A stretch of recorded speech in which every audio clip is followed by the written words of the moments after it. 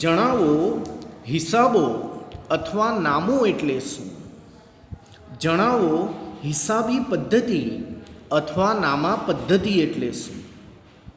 હિસાબો અથવા નામો એટલે શું? હિસાબી પદ્ધતિ અથવા નામા પદ્ધતિ એટલે શું? કહે હિસાબો એટલે આવક જાવક. આવક એટલે શું? મેં તમને સમજાવ્યું. ધંધાકીય વ્યવહારને પરિણામે નાણાં મળે તેને આવક કહે છે. ધંધાકીય વ્યવહારને પરિણામે નાણાં મળે તેને આવક કહે છે.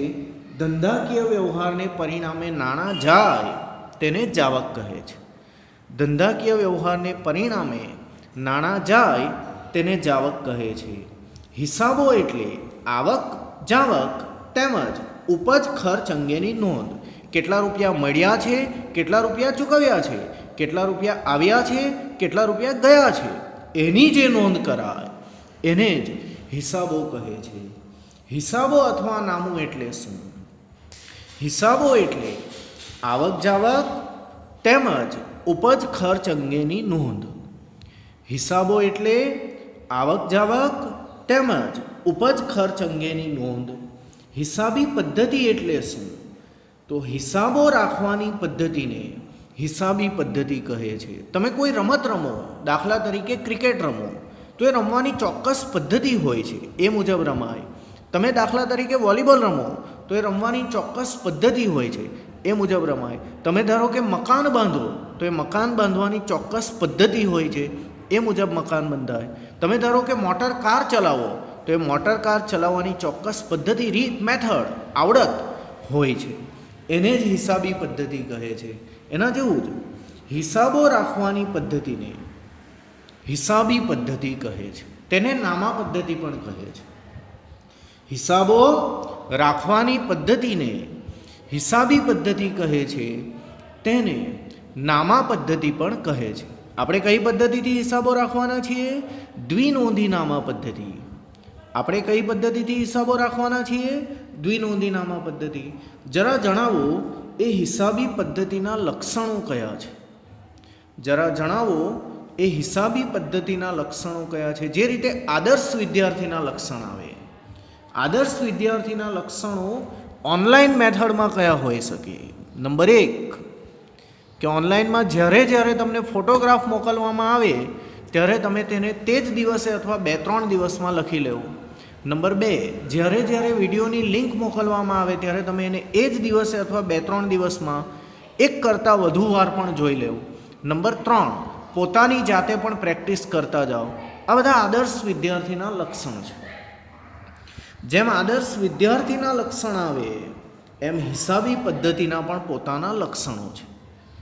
આ હિસાબી પદ્ધતિના લક્ષણો હું તમને સમજાવતો જાઉં, એ માત્ર તમારે સમજવાના છે, એમાંથી કંઈ પૂછાવાનું નથી. જો કંઈ પૂછાય એવો શોર્ટ ક્વેશ્ચન લાગે તો હું તમને જણાવીશ. બાકી મોડે કરવાની કોઈ આવશ્યકતા નથી. મોડે કરવાની કોઈ આવશ્યકતા નથી. તમે માત્ર સમજો, જાણો, અને જો કોઈ શોર્ટ ક્વેશ્ચન આવે તો હું વચ્ચે વચ્ચે કહેતો જાઉં છું. નંબર 1 નાણાકીય લક્ષણ. હિસાબી પદ્ધતિમાં જે વ્યવહારો કે બનાવોની નોંધ કરવામાં આવે છે તેનું નાણાંમાં મૂલ્યમાં માપન થવું જોઈએ. એમ કહે કે હિસાબી પદ્ધતિ મુજબ તમે હિસાબી ચોપડામાં વ્યવહાર ત્યારે જ લખી શકો જ્યારે તેનું નાણાંના મૂલ્યમાં માપન થઈ શકે. દાખલા તરીકે 5 નંગ શર્ટ પ્રત્યેક ₹200નો હોય તો તેની નોંધ ₹1000થી થાય છે. નાણાંમાં એનું મૂલ્ય આપ્યું કે એક શર્ટના 200 તો 5 શર્ટના 1000. એવી જ રીતે એક પેન્સિલના ₹5 તો 5 પેન્સિલના ₹25, તો 25થી નોંધ થાય. આમ નામામાં વ્યવહારોની જે નોંધ કરવામાં આવે છે એ નાણાંના માધ્યમમાં કરાય. એવું નહીં લખાય કે 5 ખુરશી ખરીદી, 3 સાબુ ખરીદ્યા, 10 પુસ્તકો ખરીદ્યા, 4 સેનિટાઈઝર ખરીદ્યા, 15 માસ્ક ખરીદ્યા, એવી રીતે નહીં લખાય. એને બદલે એનું મૂલ્ય લખાય કે ₹500ની ખુરશી ખરીદી, 3000 રૂપિયાના પુસ્તકો ખરીદ્યા, 4000 રૂપિયાનું ટેબલ ખરીદ્યું, 800 રૂપિયાની અન્ય કોઈ ચીજ વસ્તુ ખરીદી, જે કંઈ હોય તે નાણાંના માધ્યમમાં લખાય છે. આ હિસાબી પદ્ધતિના લક્ષણ શું છે એ તમે જાણો છો, મોઢે કરવાના નથી. નંબર 1, નાણાકીય લક્ષણ. હિસાબી પદ્ધતિમાં જે વ્યવહારો કે બનાવોની નોંધ કરવામાં આવે છે તેનું નાણાંમાં માપન થવું જોઈએ. જેને નાણાંમાં માપી ન શકાય તે અહીંયા નોંધાતા નથી. જેમ કે 5 શર્ટ કેટલાના? 1000. 3 સાબુ કેટલાના? 45. 3 ખુરશી કેટલાની? 3000ની. 15 ટાઇલ્સ કેટલાની? 800 રૂપિયાની. એ પ્રમાણે રૂપિયામાં માપી શકાવું જોઈએ. આમ પહેલું લક્ષણ, જેને નાણાંમાં માપન કરી શકાય એ જ અહીંયા નોંધાશે. હિસાબી પદ્ધતિનું બીજું લક્ષણ, નાણું ફેરબદલીના માધ્યમ તરીકે. આપણે જોયું કે ભૂતકાળમાં જ્યારે નાણાંનું માધ્યમ તરીકે અસ્તિત્વ ન હતું ત્યારે ફેરબદલીના માધ્યમ તરીકે વસ્તુની સામે વસ્તુ કે વસ્તુની સામે સેવા, સાટા પદ્ધતિ, બદલા પદ્ધતિમાં ઉપયોગમાં લેવાતું હતું. હું તમને ઘઉં આપું, તમે મને કાપડ આપો, આવી રીતે ચાલતું હતું. જ્યારે હિસાબી પદ્ધતિમાં એવું નથી આવતું. હિસાબી પદ્ધતિમાં નાણું, રૂપિયા ફેરબદલીના માધ્યમ તરીકે યુઝ કરવામાં આવે છે, ઉપયોગમાં લેવામાં આવે છે. હિસાબી પદ્ધતિમાં જે વ્યવહારો કે બનાવોની નોંધ કરવામાં આવે છે તે નાણાંના માધ્યમથી અસ્તિત્વમાં આવે છે. નાણાંના માધ્યમથી. આમ સીધી રીતે વસ્તુના બદલામાં વસ્તુ કે સેવાને બદલે નાણાંનો માધ્યમ તરીકે ઉપયોગ થાય છે. દાખલા તરીકે 5 શર્ટ ખરીદી, બદલામાં ₹1000 આપવા. તમે દુકાનમાં જાઓ, 5 શર્ટ ખરીદો અને બદલામાં ચોપડા આપી આવો, એ ચાલવાનું નથી. તમે દુકાનમાં જાઓ, રેફ્રિજરેટર ખરીદો અને મોટરસાઇકલ આપી આવો, એ ચાલવાનું નથી. તમે દુકાનમાં જાઓ, ઘઉં ખરીદો અને કપડાં આપી આવો, એ ચાલવાનું નથી. તમારે સામે નાણું જ આપવું પડે. આમ હિસાબી પદ્ધતિનું આ બીજું લક્ષણ છે કે ફેરબદલીના માધ્યમ તરીકે નાણાંનો ઉપયોગ થાય છે.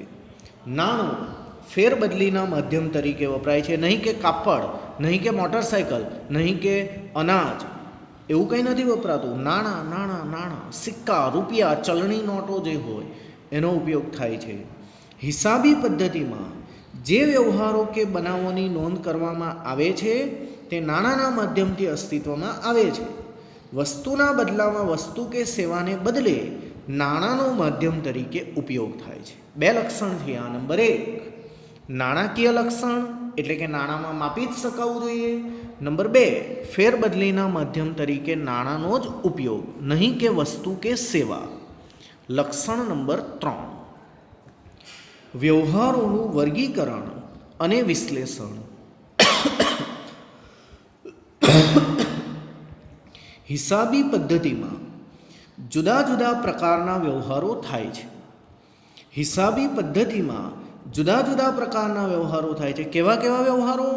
રોકડ, ઉધાર, ઉપજ, ખર્ચ, લેણા દેવા, ખરીદી, વેચાણ, ચૂકવવા, મળવા, જાતના વ્યવહારો થાય છે. રોકડનો વ્યવહાર, ઉધારનો વ્યવહાર, ખર્ચનો વ્યવહાર, આવકનો વ્યવહાર, મિલકતનો વ્યવહાર, દેવાનો વ્યવહાર, લેણાનો વ્યવહાર, એમ જાતના વ્યવહારો થાય છે. વગેરે પ્રકારના વ્યવહારો હોય છે. જે તે બાબતના બધા જ વ્યવહારો એક જ જગ્યાએ નોંધવામાં આવે તો વિશ્લેષણ સરળતાથી કરી શકાય છે. એટલે કે તમે કેમ નોટબુક રાખો? વિજ્ઞાનના બધા સવાલ વિજ્ઞાનની નોટમાં, ગણિતના બધા દાખલા ગણિતની નોટમાં, સમાજ વિદ્યાના બધા દાખલા સમાજ વિદ્યામાં, હિન્દીના બધા જ પ્રશ્નો હિન્દીમાં, ગુજરાતીની બધી જ બાબતો ગુજરાતીની નોટમાં. આમ અલગ અલગ પુસ્તકો રાખવાથી વિશ્લેષણ સરળતાથી થાય. તે જ રીતે ધંધામાં પણ રોકડના વ્યવહાર અલગ, ઉધારના વ્યવહાર અલગ, લેણાના વ્યવહાર અલગ, દેવાના વ્યવહાર અલગ, ઉપજના વ્યવહાર અલગ, ખર્ચના વ્યવહાર અલગ, એમ અલગ અલગ રાખવાથી વિશ્લેષણ સહેલાઈથી થઈ શકે છે. આમ હિસાબી પદ્ધતિમાં વ્યવહારોનું વર્ગીકરણ અને વિશ્લેષણ કરવામાં આવે છે.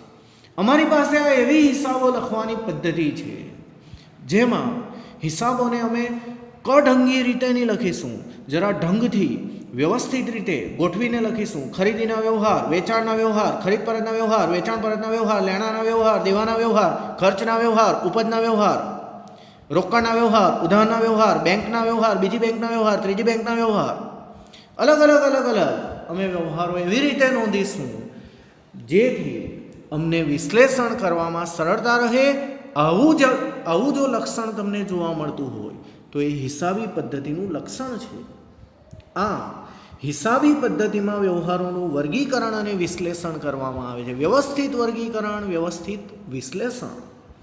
હિસાબી પદ્ધતિમાં જુદા જુદા પ્રકારના વ્યવહારો થાય છે. આ વ્યવહારો રોકડ, ઉધાર સ્વરૂપે હોય છે, જેમાં ઉપજ, ખર્ચ, લેણા, દેવા, મિલકત, દેવા, ખરીદી, વેચાણ, ખરીદ પરત, વેચાણ પરત વગેરે પ્રકારના અનેક વ્યવહારો હોય છે.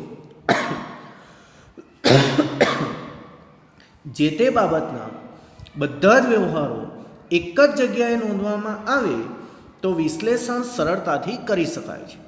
આમ હિસાબી પદ્ધતિમાં વ્યવહારોનું વર્ગીકરણ અને વિશ્લેષણ પણ કરવામાં આવે છે.